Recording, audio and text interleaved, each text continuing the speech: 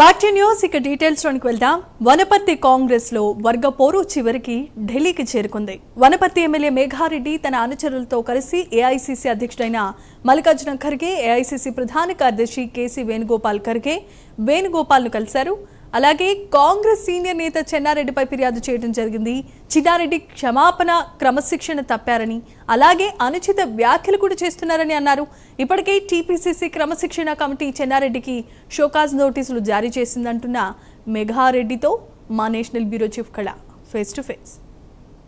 ఒక big breaking అని చెప్పవచ్చు. కాంగ్రెస్ పార్టీకి సంబంధించినటువంటి దాదాపు అంతర్గత అనేక విషయాలపై కూడా రాష్ట్రంలోనే చర్చిస్తాము అన్నటువంటిది అటు తెలంగాణ పీసీసీ ఎప్పటికప్పుడు కూడా అంతర్గత సమావేశాలు నిర్వహిస్తూ వారికి సంబంధించినటువంటి సమస్యలను పరిష్కరిస్తూనే ఉంది గత కొన్ని నెలలుగా ప్రభుత్వం ఏర్పాటు చేసినప్పటి నుంచి. కానీ ఇప్పుడు దాదాపు ఈరోజు ఒక బిగ్ బ్రేకింగ్, కాంగ్రెస్ పార్టీకి సంబంధించినటువంటి ఏఐసీసీ అధ్యక్షుడు మల్లికార్జున్ ఖర్గేతో భేటీ కావడము, దాదాపు 4 రోజుల క్రితంగా ఒక కాంగ్రెస్ సీనియర్ నాయకుడు చేసినటువంటి అనుచిత వ్యాఖ్యలపై కూడా ఒక వినతి పత్రాన్ని ఇచ్చి దీనిపై చర్యలు తీసుకోవాలి అంటూ కూడా ఒక వినతి పత్రం ఇచ్చినటువంటి ఇటు కాంగ్రెస్కి సంబంధించినటువంటి నాయకుడు, వనపర్తి జిల్లా నాయకుడు మేఘారెడ్డి ప్రస్తుతం ఇప్పుడు ఢిల్లీ వేదికగా ఇటు రాహుల్ एक बार दिखा दो మల్లికార్జున్ ఖర్గే కా హౌస్. ఇక్కడ మనకు మల్లికార్జున్ ఖర్గే నివాసము దాదాపు ఏదైతే మనకు మధ్యాహ్నము ఇక్కడికి ఢిల్లీకి చేరుకోవడం జరిగింది. ఆయనకు సంబంధించినటువంటి అనుచర వర్గం అంతా కూడా ఈరోజు ఉదయం ఢిల్లీకి చేరుకోవడము, అనంతరము కొద్దిసేపు క్రితంగా అటు భేటీ సమావేశం అనంతరం కూడా ఇప్పుడు మనతో పాటు ఇటు మేఘా రెడ్డి గారు ఇక్కడ ఉన్నారు. ప్రస్తుతము అడిగి తెలుసుకుందాం అసలు కీలకమైనటువంటి సమావేశము ఎందుకు, దాదాపు ఢిల్లీ వేదికగా జరిగేటటువంటి సమావేశం. Sir, first of all Delhi వేదికగా మీరు సమావేశం కావడానికి ప్రత్యేకమైనటువంటి రీజన్ ఏంటి?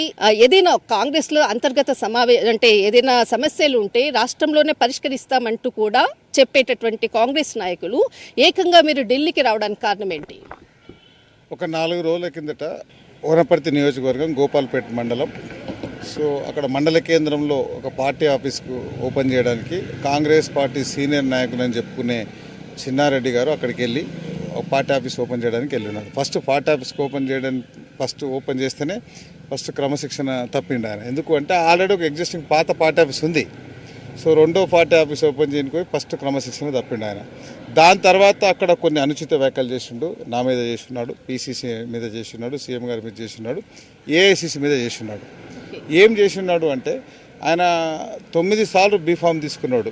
కన్న తల్లి లాంటి కాంగ్రెస్ పార్టీ 8 సార్లు ఎమ్మెల్యేగా, ఒకసారి ఎమ్మెల్సీగా, మళ్ళీ ఇప్పుడు planning board vice chairman cabinet ర్యాంకులో ఉండి కాంగ్రెస్ పార్టీని డబ్బులు తీసుకొని బీఫామ్ ఇచ్చారు అన్నది చాలా అనుచిత వ్యాఖ్యలు చేస్తున్నాడు.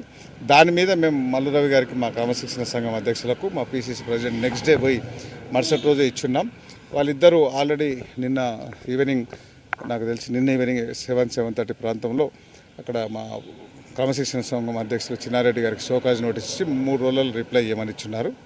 సో దాంతోపాటు అక్కడికి ఆగిపోకుండా ఆయన అక్కడికి వచ్చి నేను సీనియర్ కాంగ్రెస్ నాయకుడిని, అది ఇది చాలా సీనియర్ అని చెప్పుకుంటాడు. అట్లాంటి సీనియర్ అని చెప్పుకునే చిన్నారెడ్డి గారికి మా వనపర్తి ప్రజలందరూ, ఇక్కడికి వచ్చిన మా నాయకులందరూ, ఇక్కడ ఉన్న వాళ్ళందరూ 2023 బిఫోర్ సీనియర్ శంకర్ ప్రసాద్ గారు కావచ్చు, రవి గారు కావచ్చు, జనార్దన్ గారు కావచ్చు, రాములు గారు, వీళ్ళంతా నాతో పాటు వచ్చిన 32 మంది, వీళ్ళందరూ కాంగ్రెస్ పార్టీని 2018లో ఓడిపోయినప్పుడు, ఎమ్మెల్సీగా ఓడిపోయినప్పుడు నేను ఇంకా రాజకీయాల నుంచి తప్పుకుంటానని వీళ్ళందరికీ చెప్పి మళ్ళీ 23గా టికెట్ ప్రయత్నం చేసినాను. సో వనపర్తి ప్రజలు యాక్సెప్ట్ చేయలేదు.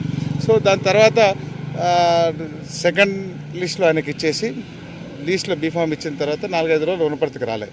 ఆయన వనపర్తికి నేను కాంగ్రెస్ నాయకుడు అని చెప్పుకుని ఆయనకు బీఫామ్ వస్తే ఆయనతో పాటు ఇక్కడ ఉన్న పెద్ద మనుషులందరూ పాత కాంగ్రెస్ వాళ్ళు పటాకులు కాల్చాలి, కానీ బీఆర్ఎస్ వాళ్ళు కాల్చారు. సో నెక్స్ట్ డే నేను వనపర్తికి వస్తే వనపర్తిలో 30,000 మందితో ర్యాలీ చేసేసి, సో కాంగ్రెస్ పార్టీ గెలుపు గురాలకే టికెట్లు ఇవ్వాలి, ఆయనకు పెద్ద మనిషి అయితే చిన్నారెడ్డి గారు అయితే గెలవడు, సో అని అందరి మళ్ళీ ర్యాలీ చేసిన తర్వాత ఏఐసీసీ మళ్ళీ ప్లాస్ సర్వే చేసి పబ్లిక్ ఒపీనియన్ ఇక్కడ ఉన్న మా నాయకుల వాళ్ళందరూ ఆకాంక్ష మేరకు బీఫామ్ ఇచ్చారు. సో బీఫామ్ ఇస్తే ఆయన ఏమంటాడు, ఏఐసీసీ పీసీసీ డబ్బులు తీసుకొని బీఫామ్ మేఘారెడ్డికి ఇచ్చిరట్టారు. ఇంకొక వ్యాఖ్యలు కూడా చేయడం జరిగింది. మీరు బయటి వాళ్ళు, మేము దాదాపు కొన్ని సంవత్సరాల నుంచి కూడా పాతుకుపోయినటువంటి కాంగ్రెస్, అచ్చమైన కాంగ్రెస్ వాదుల మేమే అన్నటువంటి వ్యాఖ్యలు కూడా చేయడం జరిగింది.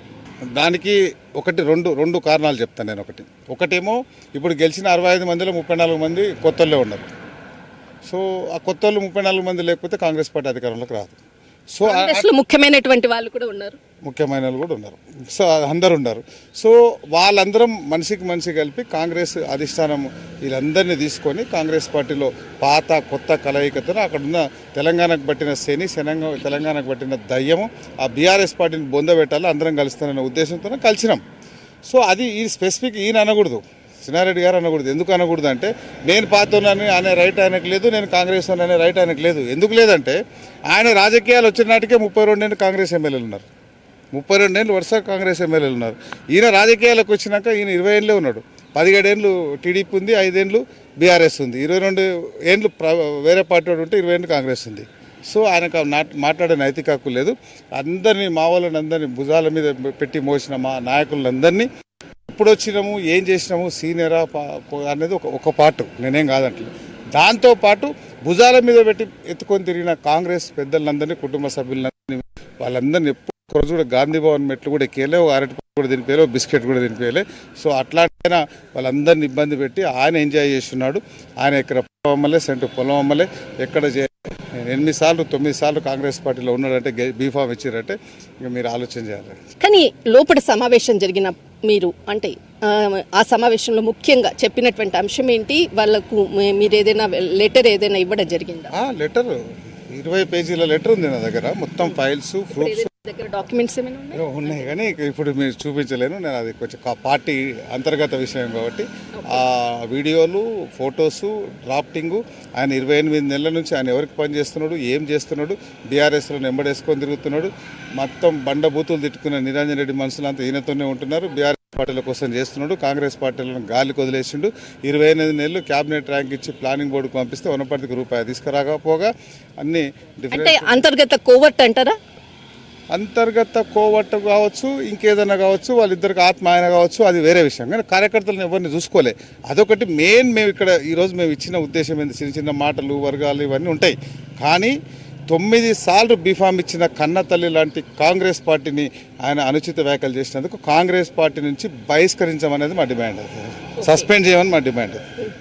లోపల మీరు ఇచ్చాక అంటే మీకు ఏదైనా ఇచ్చాడు చాలా ఫ్రీగా సమయం ఇచ్చాడు. 5 నిమిషాలు టైం ఇచ్చాడు, కూర్చోబెట్టినాడు, అప్లికేషన్ తీసుకున్నారు, వాళ్ళ ఓఎస్డీని పిలిపించున్నాడు, జనరల్ సెక్రటరీ రాయమని చెప్పినాడు. అన్ని ఆ వీడియోలన్నీ మీకు పంపిస్తాం, ఆ ఫోటోలన్నీ పంపిస్తాం. దాని మీద డీటెయిల్స్ రిపోర్ట్ తెప్పియమని చెప్పింది. డీటెయిల్స్ తర్వాత వాళ్ళు ఎంత పెద్దోళ్ళైనా ఎంత సీనియర్లైనా యాక్షన్ తీసుకుంటామని మాకు సానుకూలంగా ఖచ్చితంగా కాంగ్రెస్ పార్టీ, కాంగ్రెస్ పెద్దలు, ఏఐసీసీ అధ్యక్షుడు మల్లికార్జున్ ఖర్గే క్రమశిక్షణ చర్యలు తీసుకోవాలి, ఇటు చిన్నారెడ్డిపై ఖచ్చితంగా క్రమశిక్షణ చర్యలు తీసుకోవాలి అంటూ వినతి పత్రం ఇవ్వడం జరిగింది. ప్రత్యేకంగా ఇక్కడ కోరడం అంటే గతంలో జరిగినటువంటి పరిణామాలు అనుకోవచ్చు, గత 4 రోజుల నుంచి జరుగుతున్నటువంటి ఏదైతే మాటల యుద్ధం మనకి ఖచ్చితంగా దీనికి పులి స్టాప్ చెప్పాలి.